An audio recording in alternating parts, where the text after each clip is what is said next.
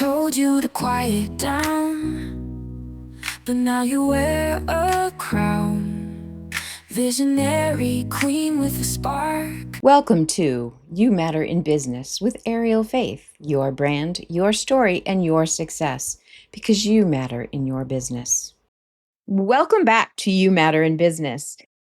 Over the past few weeks, we've been exploring heart stories and how they convert better than our credentials and what we've done and how many years we've been doing it, and how this generation that we're currently working with is buying the why, not the what.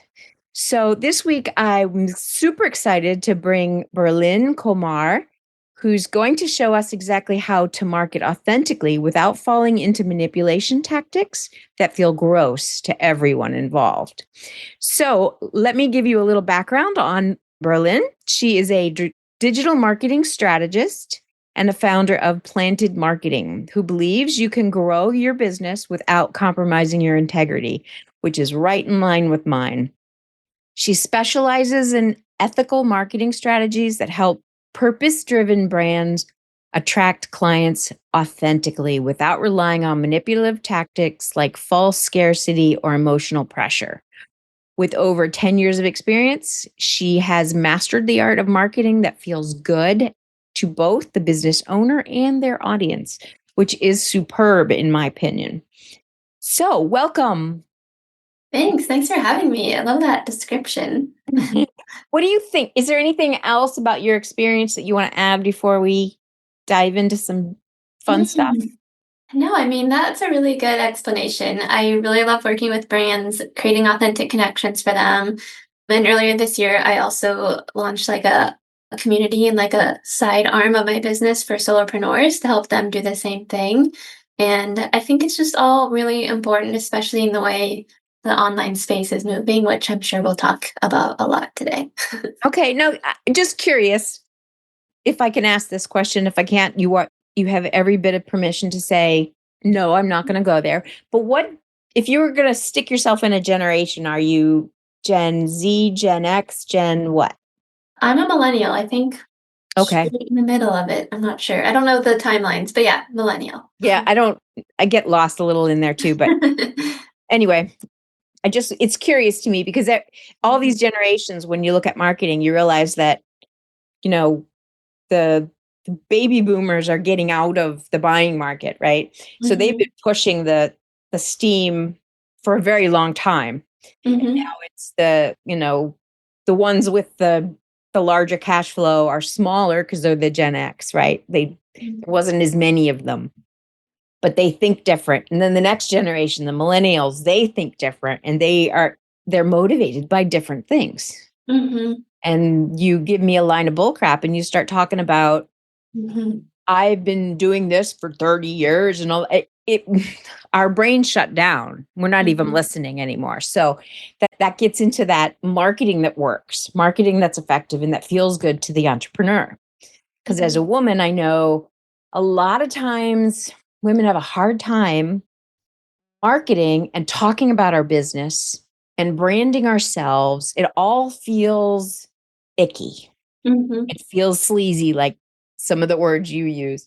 So how would you describe, we said a few of the keywords, but when you're talking about manipulative marketing that's out there, what are some of the tactics that you see that make heart-centered people not comfortable? Like identify them, put a name to them. So the first thing that comes to mind is like the Temu brands, which applies more to like larger corporations, right? You don't see that really in like smaller businesses. But when you go to their website, spinning wheel pops up, a timer is going, you get all these prizes, you have to do it right now. If you like, it just piles it on. And when you go to their website, I've never bought anything. I am not a victim of Temu. I feel proud to say that. But like, yeah. But when you go there, you're just like filled with anxiety because like you have to, they're giving you all these deals. You have to buy right now. And like, that's exactly what I don't bring to my clients and like to their audiences is like, take more of a content marketing approach where we're just like educating and we're continually staying top of mind and we're building community instead of just like a one-time sale. And that's what's really important is like that's where you're going to see continuous momentum is by like having your audience trust you and enjoy spending time on your content instead of like popping in and feeling this anxiety all of a sudden. The old used car salesmen. Yeah. You got to come down now. Yeah. So how do you help people to sell authentically? I think that's a pretty big subject, but Mm. what do you have to go through process wise with your client before they even understand what their own authentic Yeah. voice is? Yeah. So there are two parts to that, like in the strategy section when I onboard a new client, and that is one, really diving into the brand itself, and then two, diving into your target audience. So on the brand side, you really want to know like your mission, your values, and your messaging, and just like pretend your brand is a person. So like who is this person? How do they speak? What do they represent? And just like who are they gonna be online? And it's really important to know your why as well, beyond just like, I want to make money, I want to sell this product. Like, why do you want to do that? And so I work with people who have like real purpose behind that instead of just like, I want to sell this because I want to. So that's like the biggest part is like knowing your brand. And then the second half of that is really knowing your target audience. So what do they, you kind of mentioned earlier, millennials and younger particularly really want to know like why this brand, not just like what they offer. So understanding like what your target audience is looking for specifically, why they want to buy it, what drives them to make these decisions, and like what do they value as well. Consumers really want to align themselves with brands that they support, and it's important to have brand values and to be aligned with certain missions and to be vocal about that because people really want to support that. As we've seen with like Target and like Amazon Prime Day just happened as we record this, and their sales were down like 40% this year for Prime Day because people are not aligned with their like values. So yeah, that's why it's really important to kind of have that in your messaging as you're doing all of your content. Yeah, absolutely. When you deal, it sounds like you deal with more heart-centered people. So, and what I mean by that is I'm one of those businesses that work to help, right? I don't work to make money. I mean, I need to make money as a byproduct, Mm-hmm. but I am a service-based human. So to fill my heart, it's more about how I helped you than it is about what you put in my bank account. That's me. And then that, like you had mentioned, there are other people that are more interested in putting money in their bank account. Well, my clients generally are not the ones that just want money in their bank account. And it sounds like we have the same Mm-hmm. client base. So how would you, when you have a person who has that center and they don't really know much about marketing, but they're struggling with the tension between needing to make sales, so they need the money, but they're not wanting to feel salesy. Okay. They don't want to feel that buy now pressure. They don't want to give that to their audience, but they want to walk into a relationship Mm-hmm. that is mutually beneficial for both of you, and it's just a positive experience. Mm-hmm. How would you navigate when you got somebody who doesn't even know that there's a way to do it in that Mm-hmm. method? Yeah. So that is also me and my clients. Like, I hate selling. I'm really struggling with it right now because I'm at a point where, like, you do eventually have to sell, but how does that look? And how do you feel aligned and feel good about it? So, what I would say to that is one, like, I actually just heard this last night in a video and I was like, oh my gosh, that like finally made it click to me. And it's not like you don't think of selling as going door to door as like a Girl Scout selling cookies.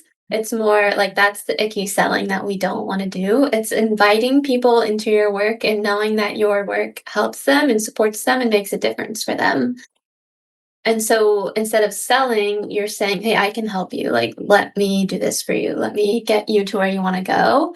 And that also goes back to like knowing your target audience and knowing the very specific, like tangible, the transformational aspects that will get, like help them. So I don't really say like, "Hey, come buy this. Come work with me. Come do this." I don't really have like selling points, but I say this is how our product will help you and like these are the transformations that you'll get. And so when you really take time to like learn about your target audience and like what they truly are looking for and need and like want that support and need that outcome, you can really speak to that and just also going and knowing like, okay, I'm doing this to support them, not to sell them. So just combining those two helps. Yeah, 100%. Mhm. When it comes to marketing, which to me there's branding, which is basically creating the reputation and the values and kind of like what people think of you, right? Mhm. And then the marketing is what you're saying about yourself, Mhm. and the sales is obviously when the transactions occur. So when you Mhm. take those three pieces and you're in that marketing phase because you've identified all those core elements from the branding side, there's a there's a difference between persuasion and manipulation, right? Mhm. So, would you say you try to use a more persuasive or you try to obviously you don't use the manipulation, but is it a persuasive type or is it more education? Yeah, I would go with the word education more, or like education and support. So, like I mentioned, I do a lot. My expertise is in content marketing, and so we do a lot of like blogs and newsletters and like big content pieces, which like transfers into social and all of that. And it's educating around your product or your service and like how it helps and why it's good and like why it's important and why you need it and all that kind of stuff. So there's definitely an educational piece, and then that's what kind of brings people in and is like, oh, I do need that. I like how they're creating this. I like the way that they do it or the ingredients that they're using. So I think it's definitely more educational and then just being really consistent. So that way, because the rule used to be, right, that people need to see something 7 times to commit. And now I think it's like a million because we're just It so overloaded. Yeah, it has to be. It's crazy now. And Yeah. just even getting your own stuff seen might take a Mhm. million shots first because of Yeah. algorithms and stuff. Yeah. It takes a lot of content, and so that's why I like to have this, like, omni-channel approach, and so you can be everywhere, you can educate in different ways, and, yeah, I wouldn't really use the word persuasion, it's just, like, again, like, inviting them in and saying, "This is what I do, this is how I can help you, let's do it." Okay, cool. Behind the lens, crafting tales and news. Bring your marketing, your brand to life with storytelling and strategy. Cut through the noise with clear messaging and compelling visuals that resonate with your ideal client. We bring strategy, story, and visuals to help you with your marketing. Visit arieljoyfaith.com and schedule a consultation and see how we can help you bring your brand No to life. selfies here, just genuine sight. Authenticity in every lie. This is kind of sexist, so I apologize if this is slightly offensive to anyone in the audience. But I tend to think that the marketing tactics that have been used for the last 20, 30, 40, 50 years are very male dominant. They feed the male, Yeah, it's bro right? marketing. Yes, it is. And it's very almost offensive for a woman. I mean, sometimes it'll be like, you pull that one on me, I'm out of here. So when we're trying to learn and grow our business and we're not marketers, we're not experts in this, we're experts in some other field. And we have to then learn to market or hire a marketer, right? We either do one or the other. We really need to do some level of both because if we're not saying the same thing as our marketing team, then that's not going to work real well, right? So we have to learn to talk about our business the same way the marketing is being used out in social media or it's going to not quite align. So there's a very strategic partnership that must be Mhm. created in that. So how do you help them kind of, and this might be more the older women, I think, who are probably a little more burnt than some of the younger women. And I could be wrong on that because I've been wrong before. I'm sure it will happen again. How do you rebuild trust with an audience or change your marketing tactics when you were using the older traditional methods and that weren't aligning, weren't working, didn't feel good? And now you want to shift to this more authentic marketing, more narrative marketing, more storytelling, more problem solution, coach guide kind of marketing. Mm, that's a really good question. I mean, I would say with the older approach, you I mean, there's a good chance that that audience isn't aligned, isn't paying attention.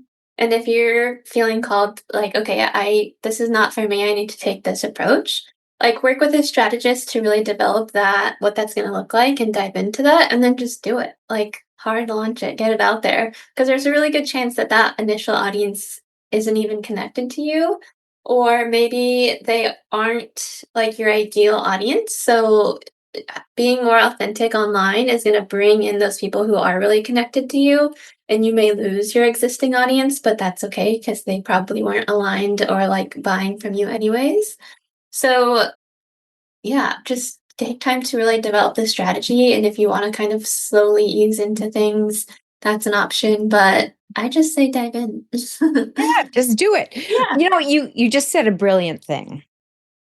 And I think it's worth kind of digging a little bit deeper into, but you were just talking about the fact that the the purpose of marketing is what? You mean like the definition or connecting? No, the purpose. Well, I mean, why do we spend all this time and energy and money? I mean, it's obviously slightly different for most people. What's the general purpose? Yeah. I mean, I would say the general purpose is for people to know who you are and what you offer and what you're about and how you can support them. Okay. And if you are a person who sells Mary Kay, let's just say, okay, and you're using marketing and you're talking all about the ingredients and the what ingredients are healthy or unhealthy or the ones that, if you're talking about the statistics of the products, Mhm. right? Versus the emotional benefits of the products. So you're going to feel younger, you're going to, whatever that might be, right? So if there's like two different tactics, that one is more, here's my specs and here's my transformation. Here's the benefits that are bigger than the product, right? The deeper level stuff. So you have those two levels of trying to talk.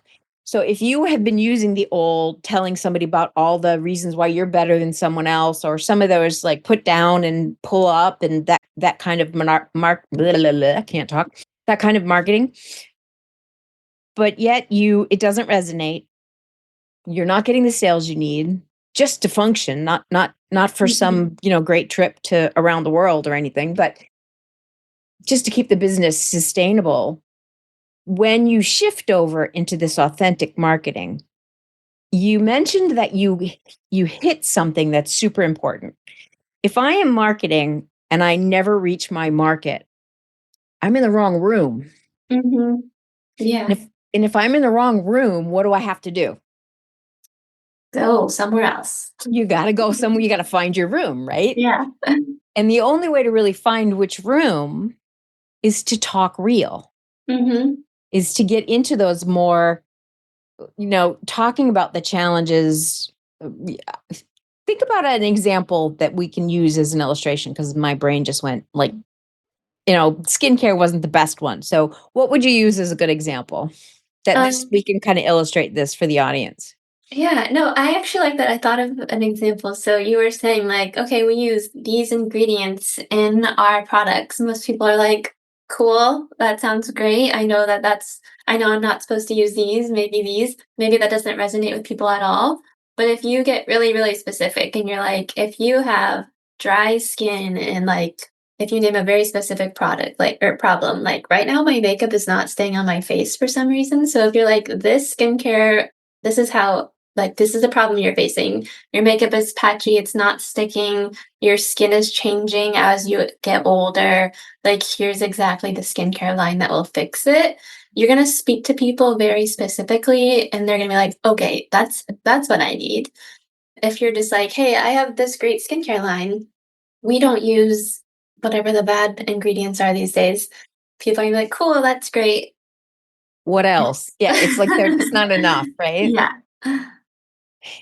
What is your thought on, because I think this is one of the hard parts. So you have a company or a business, and there's an overall umbrella of the business, but you might have multiple like products or services in that business, right? Kind of like an Mhm. umbrella with different sections. Sometimes we try to come up with something cute like Nike says just do it, right? That's a Mhm. classic, perfect, well done line because it's more transitional. I mean, it's transformational. It's not just buy a pair of shoes, it's take action Mhm. and you put these shoes on and you're going to act, so it's way more than just a line or two Mhm. words. So when we use that methodology in our marketing, but we are looking to do it for the umbrella, but we have, shampoo, we have skincare, we have maybe vitamins or something. It's harder for people to kind of look. It's easy to look at the little individual pieces, or easier, I'll say, versus the overall branch, which would be the where the brand values and the brand, all of that branding comes in.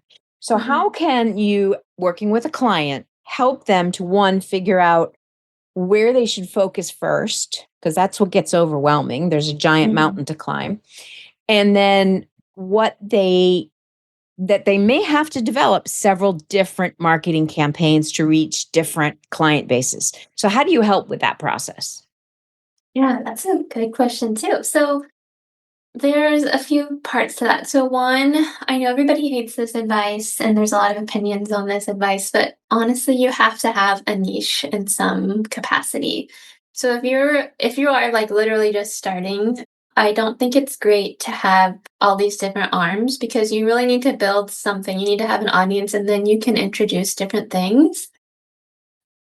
And back to like the niche thing, I know a lot of people struggle like, "Oh, but I wanna do this and this and this and this." So, okay, maybe your niche is like the way, your values or your expertise. So, like, for me, for example, I own a full service agency. We do all the things because I don't want to do just social media. I don't want to just do this. I wanted to do all the things. So, like, my niche, quote unquote, is organic content marketing. So, you can find like the main hub of all of the things that you do and use that as your niche to really kind of speak to the audience that you want to work with. And then once you start gaining traction is when you can start talking about all of your specific things, but there has to be some foundation that you start with that's really specific on something. So if you don't want to focus on like one specific arm, but you want to offer all these things, like what is the core to how do those all tie together? Which is why sometimes we have to kind of develop the little pieces to see what the connection is, Mhm. right? Yeah. I mean, sometimes it's obvious. Mhm. Say it's, I use all healthy natural ingredients in everything that's produced. Well, then that's an obvious core. Mhm. We only source from low, Everything's hand I can't picked, even think. My brain's not grown, working. organic. Yeah, yeah. Yeah, From, yeah. small farms in Mhm. supporting countries to elevate women who own businesses and that kind of Mhm. stuff. So we're talking more about an ethical reason to buy a product. This Mhm. is not just supporting the owner, it's supporting all these. So you end up feeling like you're helping the world, not just by using them. So there's like it taps into a core there. Mhm. But when you're talking to, or when you're trying to define that brand that isn't obvious, sometimes you have to dig a little deeper. So, Mhm. as a marketer, do you have some kind of an assessment, or basically, I know I can't have a client, I can't tell you where to go until I've had a long conversation with you. Not Yeah. even long, but you need to know where you are, where you're going, and what you want to accomplish, right? Yeah. Those are pivotal. Because they'll say, well, I need to work on my marketing. But what does that mean? Yeah. Yeah, you have to be specific. I actually had a client a few years ago who was exactly what you were saying. She came to me, she wanted to, or was already doing like skincare. She was an esthetician or whatever, had a skincare line or was like white labeling, had hair stuff, wanted to make candles, was buying accessories, journals, pajamas. And I'm just like, okay, you can't do all that. So, because like she was literally starting from scratch, her Instagram was from zero. We built her website, and I'm like, there's no way to like hone in on all of this. So I found a solution for her, which was like having subscription, like a subscription box model. So that was her hub. Like it's all about self care, and I noticed that was her core theme was like self care and stuff. So we created these boxes that grouped together her products, and then you could kind of pick what like felt aligned with you. And then that was all of our main messaging was about like self care and stuff.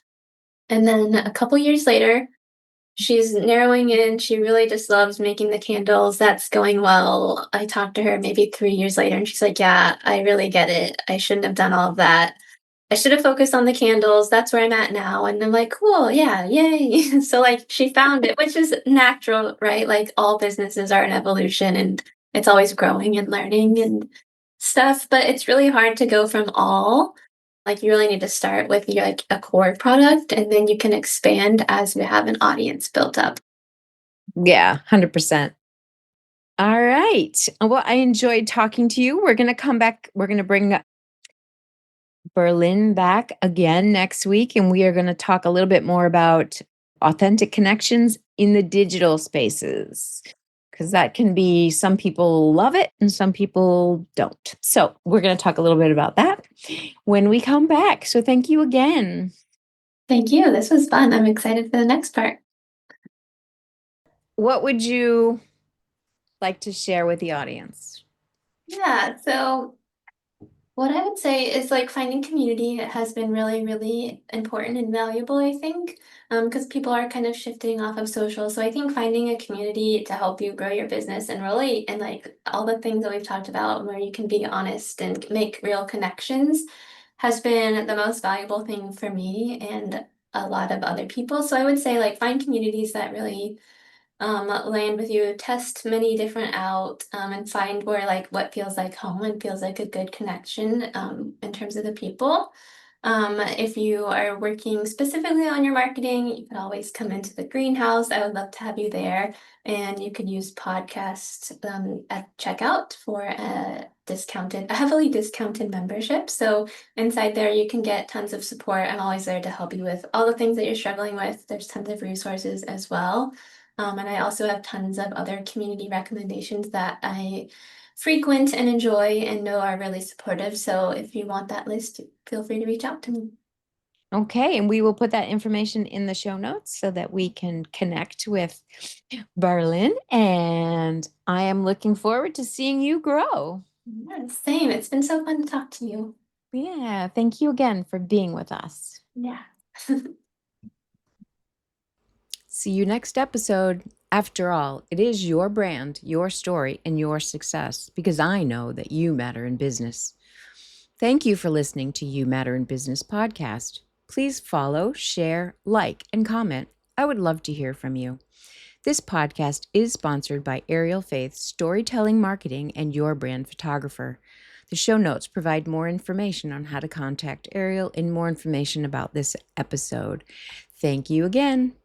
They told you to quiet down, but now you wear a crown. Visionary queen with a spark, lighting up the dark. Rediscover your own fire, chase the dreams that lift you higher. Redefine your role today, brand new in every way. Build your confidence through my lens. Break the walls you put up since. Embrace your power, hear your roar. You are meant for so much more.